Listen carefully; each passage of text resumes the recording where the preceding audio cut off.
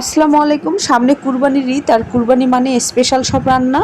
আর সেসব রান্নার কথা চিন্তায় রেখে আমি স্পেশাল মশলার একটা রেসিপি নিয়ে আসলাম।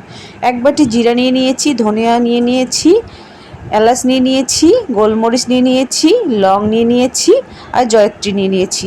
শুকনো মরিচ কয়েকটা নিয়ে নিয়েছি, আর একটা জয়ফল। জয়ফলটা আমি হালকা অ্যাপ্লাই করব, না হলে মশলাটা অনেক স্ট্রং হয়ে যাবে। তারপর দারুচিনি নিয়ে নিয়েছি দুটো, আর এভাবে আমি ভেঙে ভেঙে দিচ্ছি। তেজপাতাগুলোকে এভাবে কুচি কুচি করে কেটে দিব। এখন সবগুলো মশলাকে আমি চুলার মধ্যে হালকা ভেজে নিব। একটা চামচের সাহায্যে আমি এভাবে হালকা আছে আমি মশলাগুলোকে ভেজে নিচ্ছি। আমার মশলাগুলো অলমোস্ট ভাজা হয়েছে, কারণ কালারটা চেঞ্জ হয়ে গিয়েছে, আপনারা দেখে বুঝতে পাচ্ছেন। এখন আমি মশলাগুলোকে ব্লেন্ড করে নিব। আমি মশলাগুলোকে ব্লেন্ড করে নিলাম। আর এই মশলাটা অনেক স্পেশাল।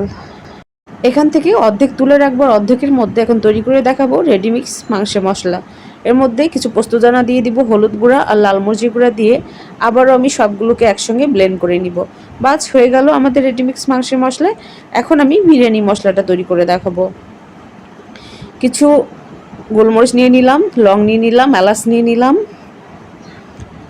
দারুচিনি নিয়ে নিলাম, জয়ত্রী, জয়ফল, তেজপাতা কয়েকটা কেটে দিব।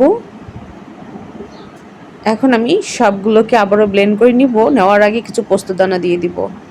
বাস হয়ে গেল আমাদের স্পেশাল বিরিয়ানি মশলা। এভাবে মশলা বানিয়ে 2 মাস ধরে চারে রেখে সংরক্ষণ করতে পারবেন। আমার আজকের এই মশলার রেসিপিগুলো আপনাদের কেমন লাগলো অবশ্যই কমেন্ট করে জানাতে ভুলবেন না। আর আমার নিত্য নতুন ভিডিও পাওয়ার জন্য আমার চ্যানেলটিকে এখনই সাবস্ক্রাইব করে রাখবেন। আল্লাহ হাফিজ।